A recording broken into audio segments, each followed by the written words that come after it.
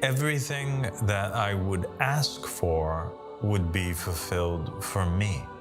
If I asked God for something, He would answer me.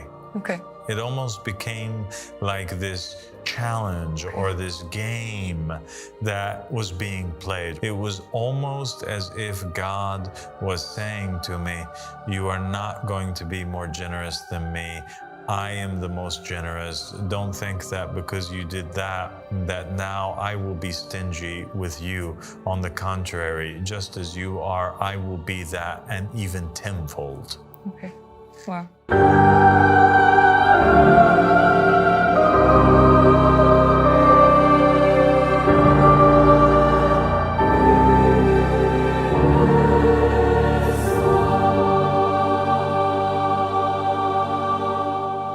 أعوذ بالله من الشيطان اللعين الرجيم. بسم الله الرحمن الرحيم. اللهم صل على محمد وآل محمد الأئمة والمهديين وسلم تسليما. السلام عليكم ورحمة الله وبركاته. My dear sister and companion Tiffany. Walaikum salam wa rahmatullahi wa barakatuh, dear father. Thank you for joining me. Thank you so much for having me here. God bless you. So there was a time period in which there was a pop culture phenomenon called The Secret. And it was based upon this book that was titled The Secret, that was written by certain individuals that were promoting the law of attraction as being the ultimate solution to all problems in life. And they sought to interview and also make DVDs and use the testimonials of rich and successful people to state that, yes, this is our secret. This is how we became rich and successful, through utilizing the law of attraction, an ancient law that was hidden within Gnostic sources and ancient texts and scriptures, and only the rich knew it. And they kept it as a hidden secret to themselves. But now the authors of the book are making it available for everybody in order that mankind, as a whole succeeds. All right. They were kind of breaking the monopoly on the secret and making it accessible to anybody and everybody. Yes. And millions and millions of copies of this book was sold. It was translated into tons of different languages. The DVDs were spread all over the globe. And many people began to buy into this notion that our reality is in our hands, and that we can create essentially a better reality for our own selves simply by meditating or thinking or envisioning or drawing on a vision board what it is that we are hoping to accomplish. Yes. And I think it's been, 20 years or so since the book's released. So it's been a long time, and we still find that the world is in exactly the same place that it was. Actually, it's probably in a worse place. So one can kind of judge now, on the success of the book and see whether or not it was really true or not true based on the results that we have today. And I think that it's pretty safe to say that although it is an attractive idea, right, and it draws upon certain principles of science and physics that might be true, but the fact remains that the implementation of this theoretical knowledge did not result in the success that it promised initially. Yes, I guess that we can observe that for sure. I mean, I kind of blew my mind. It's been actually about 20 years, now that you mention it. And certainly, if we look at the world as a whole, the world, it has not solved the world's problems, for sure. No, it hasn't solved the world's problems. The rich kept getting richer. The poor kept getting poorer. The middle class is disappearing. And it seems like the world is actually in a darker place than it was. There are more wars, there's more deaths, there's more chaos, there's more diseases. And so one can only attribute this to one of two things. Either we had millions of of maniacal people that were envisioning very bad futures for the world and therefore they manifested it, or the secret simply doesn't work. Yeah. And so what I would like to discuss with you today, Tiffany, is the true secret. What I have found in the teachings of the prophets and the messengers and the vicegerents, the secret to true success and the secret to true richness and fulfillment and happiness. Okay.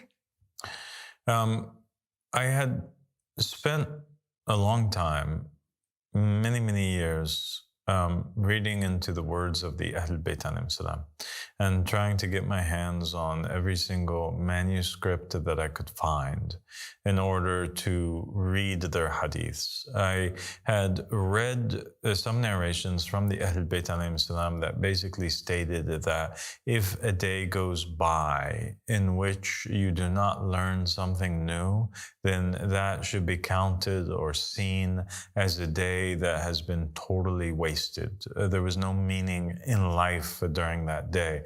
And so every day that we're alive, we have to pursue knowledge, knowledge that can obviously improve the state of the world or improve ourselves. And from that point, I went forward trying to learn something new every day. And I know that the emphasis with Muhammad and the family of Muhammad of obtaining knowledge was so great that there are many narrations to the effect of that even if not, that we have to pursue knowledge even if it were in China. And obviously the distance between Arabia and where the Prophet and his companions were at the dawn of Islam and China, there's a great distance between them, especially when you're putting into consideration the technology of the age. And obviously it would be extremely difficult to pursue knowledge in China for an Arabian or a person of Arab descent that lived 1400 years ago. And so we are supposed to overcome all difficulties when it comes to knowledge. We should travel and be willing to die in the pursuit of knowledge. And that's exactly what I did. And I found that the words of Muhammad and the family of Muhammad echoed and confirmed all of the words of the previous prophets and messengers that were sent and confirmed by the Gospels and by obviously the Torah and prophets and messengers of different cultures as well. And I found that all of them had this kind of common theme between them. And that is that there is this secret to obtaining success, a secret to obtaining whatever it is that you want to obtain. So whatever it is that you would want to obtain, the secret is is applicable to whatever it is that you are pursuing. If you are pursuing richness, the secret applies. If you're pursuing mercy, the secret applies. If you're pursuing love, the secret applies. And the secret was really quite simple, and that is that you should be however it is that you want God to be with you. So you become like a mirror first of that which you want reflected onto you. Okay. Yeah? Yeah. Okay. So, yeah, if you want to be rich then, and you recognized that God is the one who is the rich, Al-Ghani, right, is one of his names, and you wanted to be Ghaniyu Billah, you wanted to be rich through God or by God, then you had to reflect his actions that you hope to obtain for yourself with others. Okay. Okay? Okay. That's very interesting. So if you want that your prayers be accepted and you're constantly asking God to give you what you want in life, then you also had to be the fulfiller of prayers for other creatures. Yes. And once you aligned yourself and you became that for other creatures, God would be that for you. Wow. In other words, it is a way of applying practically the hadith of the Prophet Muhammad sallallahu alaihi wasallam when he says that God does not change what is with a people until they change what is with their own selves. And so I took this idea, I took this notion, and I decided to experiment with it. And I decided to apply it. And I made an oath and a covenant with God. I said to God, God, no matter who it is, no matter what it is that they are asking for, I promise you that I will fulfill their request. Okay? Okay. So long as I am capable of it.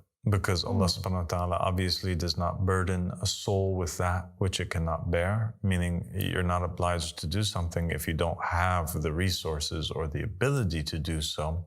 But so long as you have the resources and the ability to do so, I promised that I would do so. And I would see it as an obligation upon myself to do so. And I would see that the person who is requesting from me something to be a vessel whereby God is testing me or God is giving me an opportunity to do something. And I also had found many narrations from the Ahlul Bayt alayhim salam that basically confirmed this idea.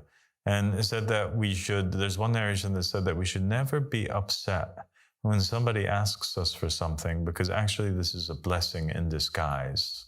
Okay. And that if we don't fulfill the request of the person who asks, or we get upset about that, or we shun that, then God would move that blessing towards someone else.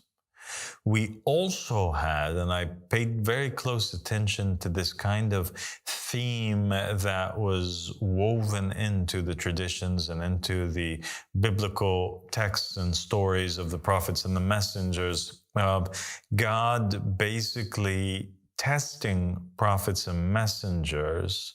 And this is also in the narrations. God would test the prophets and messengers by basically making them have a taste of their own medicine, or having them pass judgment on their own selves. Yeah. And so there were narrations in Islam of particular prophets that would constantly ask for mercy from God for their people. And God would be wanting to, or see fit, that he punish these people. And the prophet would object to God's wisdom. And so God would revert to testing them with a very simple test. And he would send to them an individual who would usually be an angel that would be disguised as a human being. And the angel would pose a particular problem to him.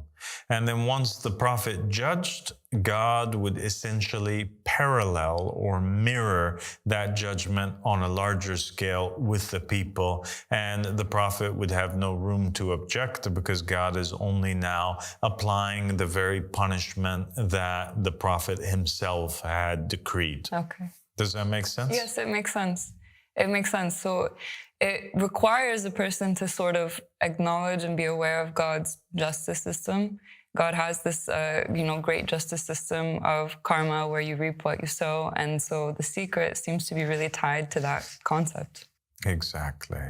And we see an example of this actually in the Torah, in the story of David. And there was a particular incident where there was a man with 99 sheep, right? Yeah. And his neighbor had 1 sheep. Do you know this story? Yeah. So the prophet Nathan, he came to David and he asked him to judge in this matter. So there was a man who had 99 sheep and a man who had 1 sheep. And the man who had 99 wanted to take the one from the other man. And David was very appalled at this, and he thought it was so terrible. But the wisdom behind this parable is that David had actually done the same thing with Bathsheba. He had taken the only wife of his neighbor, Uriah. So he was actually judging upon his own self in this story. Exactly. So what do we draw from this? We draw from this that God punishes people based on and deals with people exactly how they are. How they are is how God deals with them. And this is perhaps one of the meanings behind the narration of know yourself and you shall know your Lord. And one of the meanings behind the narration that says, it's a hadith Qudsi in which God says, I am how my servant perceives me to be. Okay. So how the individual is how God is going to be with him, because God is just. And so he uses the same scales that the individual uses for others. So if you want to change the destiny and the scales and the position and the situation that you're in, you're going to have to backtrack and change first what is with your own self in order that you change everything else that is around you, right? Wow. So the solution is within your own self. The solution is within yourself. And we have a narration that says that Imam Ali alayhi salam said that you think that you are a small germ, but yet enfolded within you is the greater cosmos, okay? And that is also one of the phases of interpretation of this particular narration. And so going back to the story, I decided that I was going to take these wisdoms and apply it in my actual life. And so I would walk on the streets of Egypt, and I might have in my pocket, say, 50 Egyptian pounds. And I would encounter a beggar on the street. If the beggar asked for money, I would ensure that I paid the beggar and gave the beggar a portion or perhaps all of that which I had. It would be dependent upon the situation. If I was walking and I had to go to a particular destination and I absolutely needed the money that was with me, then I would give everything else above the need to the individual that had asked me. Or perhaps I would assess the situation. And if I found that the person asking me was in greater need, then I would not hesitate to give everything that I had. Essentially, I would be conscious of the fact that this person asking could be an angel, and I could be in a test at the very moment with God, and that God, based on this interaction between me and the individual, will deal with me in the same way. And what I found to be true is that after going forth and doing these things, everything that I would ask for would be fulfilled for me. If I asked God for something, he would answer me. Okay. It would be accepted. Yeah. And I would expect that it would be accepted as well. And God was always more generous with me. It almost became like this challenge or this game that was being played, right? And obviously God is above all games and God is above all descriptions and characteristics, but in order to allow the listeners to, or the viewers to understand what it is that I'm saying, it was almost as if God was saying to me, you are not going to be more generous than me. I am the most generous. Don't think that because you did that now I will be stingy with you. On the contrary, just as you are, I will be that, and even tenfold. Okay. Wow. Okay? Okay. And so I found that a secret all of a sudden was unlocked. Yes. And all of my needs were fulfilled. And it got to the point, Tiffany, I swear to you, by Allah, الذي لا إله إلا هو, that I tell you the truth and the honest truth. It got to the point where if I would even imagine in my head or have a craving for whatever it may be, a chocolate, a donut, anything like this, it would automatically manifest itself without me even asking God for it. Yeah. Just by wishing for it or craving it or having a desire for it, I would be shocked to find somebody walking through the room at that very moment or knocking at the door and saying, hey, would you like to have a chocolate, or I got you this donut, or whatever it is that I had wanted at the time. That's incredible. That's incredible. So it just goes to show how powerful it is when you allow yourself to become like a vessel for God's generosity, then you find God's generosity showering down upon you as well, even more so. Absolutely. And so we have shared today with our viewers a practical way that they can actually go out and they can test in the real world.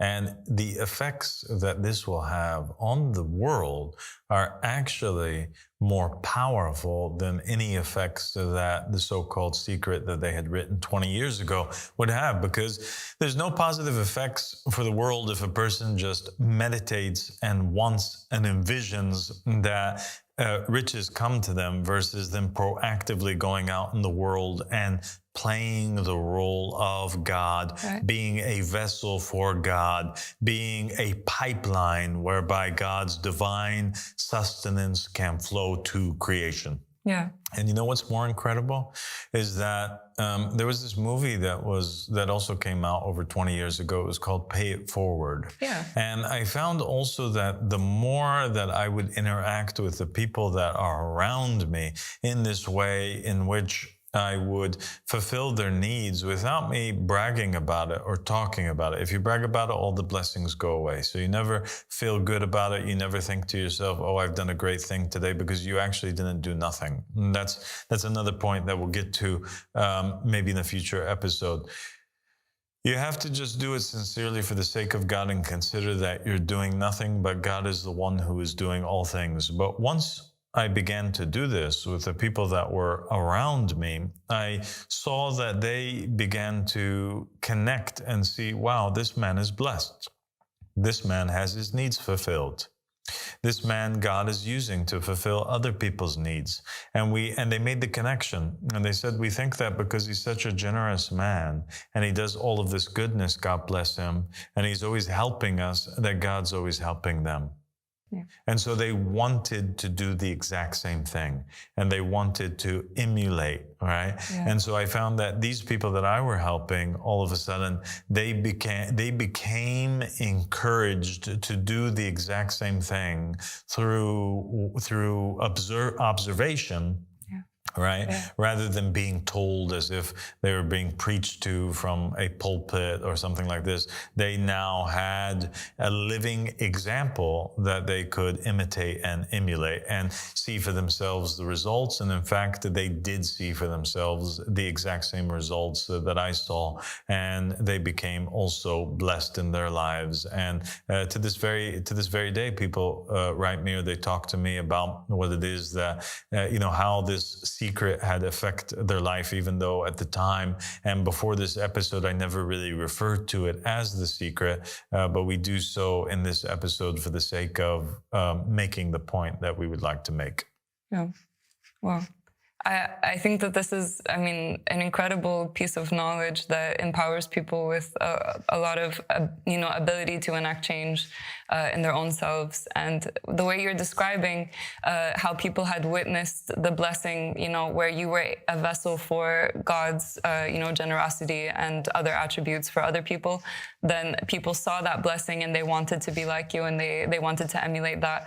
This is a perfect description of the early community of believers, that you had around you. And this is something that I myself observed and was really affected by, because I never saw people like that who were embodying the attributes of God and his love and his generosity and his kindness. But we had examples of that in the Bible, didn't we? Yes, exactly. It reminded me as a former Christian of the early community of Christians who were living with Jesus. So I made that connection and I saw that parallel, and it all started with you. God bless you, Tiffany. And so I find that this, although we gave the example with riches, I found that it was also true with other things, such as mercy. I found that throughout life human beings need God to be merciful with them. And they need to have assurance, especially as they face trials and tribulations. They face the loss of loved ones, and they face the questions of, and the realization that they themselves are mortal human beings that one day will pass away. They become more and more in need of salvation, grace, forgiveness, mercy. And I found that if you took this concept and you applied it to these other things that you would need from God, that the result would be exactly the same. And so if I wanted that God forgive me for my shortcomings and my mistakes, then I have to also forgive everybody else for their shortcomings and their mistakes. Okay. And I found that this concept and this idea was validated actually in the narrations of Muhammad and the family of Muhammad, thus validating and verifying even further the concept behind this secret. I found narrations that basically stated that there were individuals that forgave people for doing really bad things for them. And then they pass away and they stand before God in judgment. And God speaks to them and he asks them and holds them to account for their sins. And then he basically forgives or wipes off their slate clean due to the fact that these individuals had wiped off the debt of other individuals. And we find that there is a story pertaining to Jesus, actually, which contains the similar kind of meaning behind it, or the similar kind of substance, in which he talks about a rich man who had another man who he had loaned money to. And this individual that he had loaned money to, it was a parable from Jesus. This individual that the rich man had loaned money to also loaned afterwards money to other individuals. And then when it came time to pay the debt, the rich man who had initially loaned the second man, when the second man didn't have the ability to pay back the loan, the rich man who loaned him would forgive his debt. But the second man, when he would loan others, he would not forgive their debt. And so when the first man saw how selfish, how stingy the second man was, he decided that he was not going to forgive his loans at all anymore. Okay. Yeah. And so he held them to account, and he repossessed all of his belongings, and he enslaved his wife and his children in the same way that he had done to the others. Mm. And in that is a kind of secret. It was Jesus's way of telling mankind that if you want to stand in front of the God who is in heavens up above and be free of all of your sins and all of your debt, that the secret to that is by also freeing the rest of God's creation from their debt towards you. If you forgave fully and completely, and were never angry of anyone, and never had anything in your heart, if you forgave all creatures for the wrongdoings that they did for you, it would be impossible for God to stand on the day of judgment and hold you to account for anything that you did, because that would essentially make you more forgiving than the Creator himself. Wow. And you have more of an ability and a greater heart that you forgave everybody, where God can't even forgive you. It would make you in more of a position that's deserving to be God than God himself. And obviously, A'udhu Billah, that would never happen. Wow. Wow. So this is the secret to obtaining God's mercy. This is the secret to one of the secrets to salvation. Essentially, that's incredible. Exactly. And so, for that reason, I began to go forward and decide that I would never go to sleep at night while I had anything in my heart, and that I would go through life totally forgiving every human being that had wronged me for anything, whether they be a believer or they be a non-believer. I would extend my forgiveness to all creatures, and I would leave this world. I became resolved that I would have the resolve that, and I became determined that I would leave this world having nothing in my heart towards anybody. And that I would recognize or make the excuse for, just as Jesus and the prophets and the messengers taught us, right? That make 70 excuses for your brother. I decided that I was going to make 70,000 excuses, not just for my brother, but also for my enemies. And I would see all creatures and all human beings and the whole world in general as there being no real bad guys. There's no such thing as a bad guy. There are just creatures that have different percentages of light within them. More are overcome by darkness, and thus they make dark decisions. They make wrong decisions because they're clouded, because they're foggy, because they can't even see their hands in front of them. And so they perceive things in a different way. They're not seeing things as they really are. Okay. They are perceiving good people as bad people. Why? Because they themselves are bad people. Okay. They themselves have done a lot of bad. They themselves are acting bad. But their nature and their essence is good. All right? Yeah. Because they have even a small bit of light within them. And so I decided that I would see it in that way and forgive all creatures and do as was said in the Bible, that the one who said as he was hanging on the cross in his final moments, he said, "Forgive them, Father, for they do not know," that we must, all of us, do the exact same thing and forgive all of mankind, not just the believers. Okay.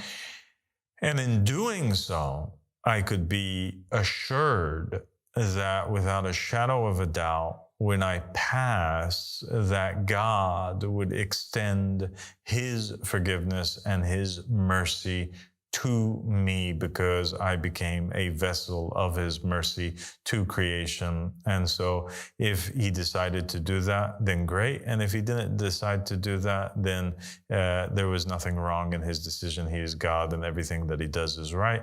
But I would know that without a shadow of a doubt, God is more merciful than me. So I would know that it would be an impossibility that I not be engulfed by the mercy of Allah subhanahu wa ta'ala. And then I want to take this moment actually with you, Tiffany, to address all the people out there that have ever done anything wrong to me in my life, from the day that I was born up until today and onwards into the future.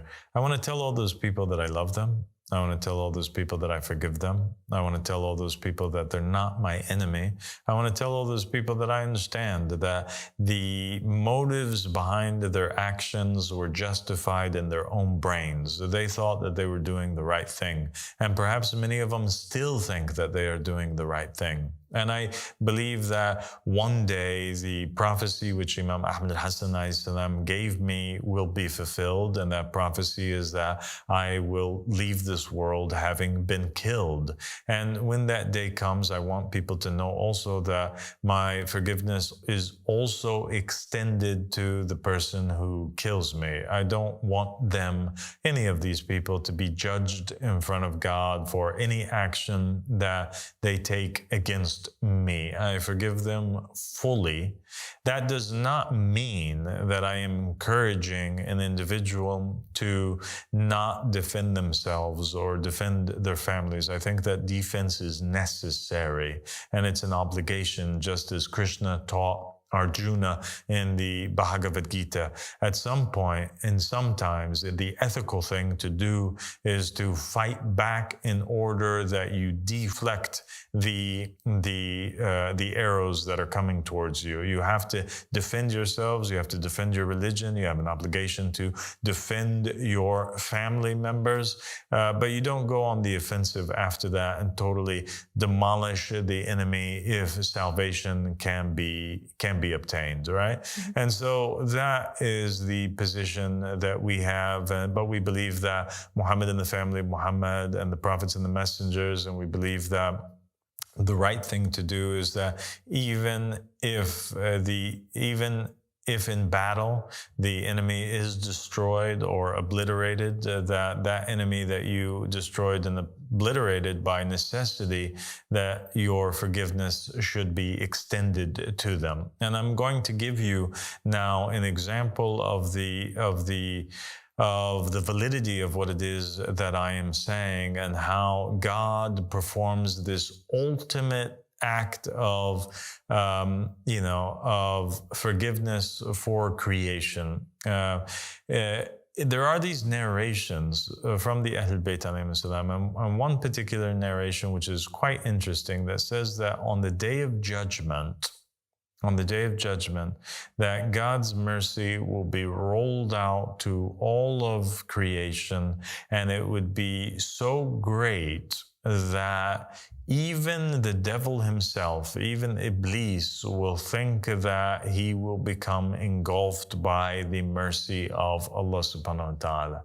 So imagine the devil and all of the crimes and all of the sins that he had committed, and how many people he had destroyed, and how many murders he was responsible for, and how many evil acts he was responsible for. Think about how impure, how evil, how bad he had been.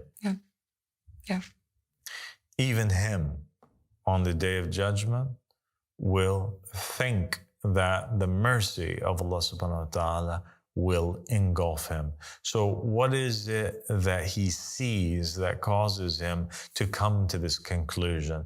He must really see a whole lot of really bad people that did bad things, people that were condemned to hell, entering into heaven as an act of mercy and grace from Allah subhanahu wa ta'ala, irrespective of their faith, right? Yeah. Or their positions in life, that he himself thinks that he's going to be saved. And I actually wrote in the Goal of the Wise how I had this dream one day, and I asked Imam Ahmad al-Hasan alayhi salam about it, and I had asked him some questions. And Imam Ahmad al-Hasan alayhi salam basically told me that what I saw in the dream was true, and that actually in the hereafter, even Satan himself is engulfed by the mercy of Allah subhanahu wa ta'ala, and that the wrath of God upon Iblis is not everlasting. It's only up until a certain point. And that is the meaning of the verse in the Quran in which God says to Iblis, "And verily upon you is my curse until the day of recompense." And so we find here that God does not place Iblis under an everlasting curse, but rather he says that there's a curse upon you up until a particular point. Well, when you go back to the narrations of Muhammad and the family of Muhammad, and you see what is the meaning of this, when God says, وَإِنَّ عَلَيْكَ اللَّعْنَ إِلَى يَوْمِ الدِّينِ. What is Yawm al-Din? What is this day of religion, this day of recompense? What is this day? And you'll find that this day is the day of the Qiyamah, or the day of the Qiyam, or the day of the rise of the Qa'im, the judgment day which occurs on earth. Okay.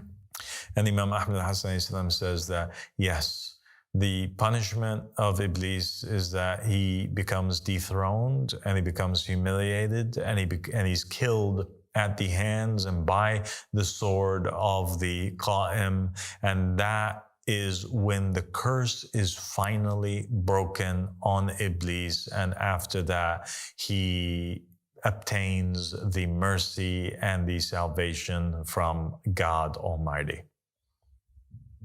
It's a huge revelation. It's a huge revelation, and it just goes to show the incredible mercy of God. I mean, it's beyond our comprehension. Even the ultimate adversary, can obtain God's mercy and be enveloped by God's mercy. That's huge.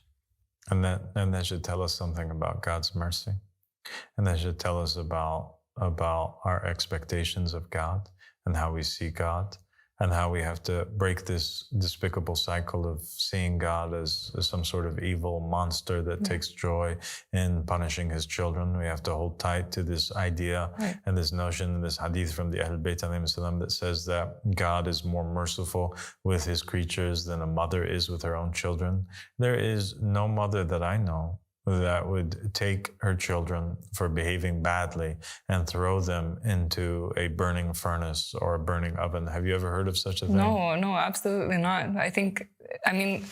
It just goes to show how I think people are reflecting their idea of God, which is this harsh judge, right? But actually, the true God is the merciful. So if we're able to be vessels of God's mercy with one another, like what a change we would see in the world.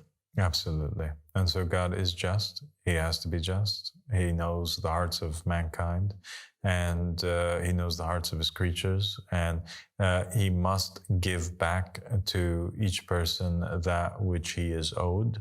And people will face punishment. They will face humiliation. They will face judgment.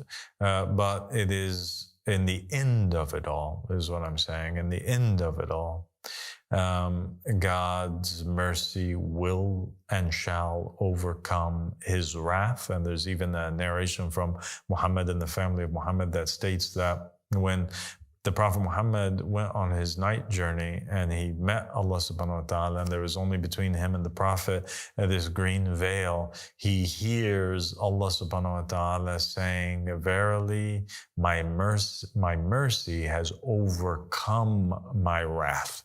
And so we have to believe in that. We have to recognize that that is true. And we got to work together to put out the flames of hellfire and to correct the understanding of human beings. And we got to stop telling each other that you're a non-believer. And we got to stop hating one another. And we got to stop judging one another. And we got to learn to be, vessels of mercy. And it's by being vessels of mercy that we will obtain the ultimate mercy of God. But we got to give out mercy unconditionally. We got to help mankind unconditionally. We got to be walking, talking, breathing, living avatars of the divine characteristics and attributes and things that we hope to obtain from God. We have to be as we want God to be with us. If we manage to do that, then we will have implemented the secret and utilized it to its full extent. And I challenge everybody to test what it is that I'm saying, and to come back to this video and write in the comments your experiences and share with people through videos the message behind this video, and share your experiences and teach other people how to be like God. And in doing so, we can change the world. Thank you so much, Father. Thank you so much, Tiffany. God bless you. Thank you very much. Wow, what an incredible and beautiful episode. This is just such an important secret that we now know. I mean, the way that we are with others is the way that God is with us. So if we are kind to others, God will be kind to us. If we are generous to others, God will be generous to us. And if we are forgiving with others and merciful, then we will see God's mercy. But if we are not kind to others, then God will not be kind to us. If we are not forgiving with others, then God will not be merciful with us. Now, let's put this secret into action. Let's put it to the test, and let's change the world together.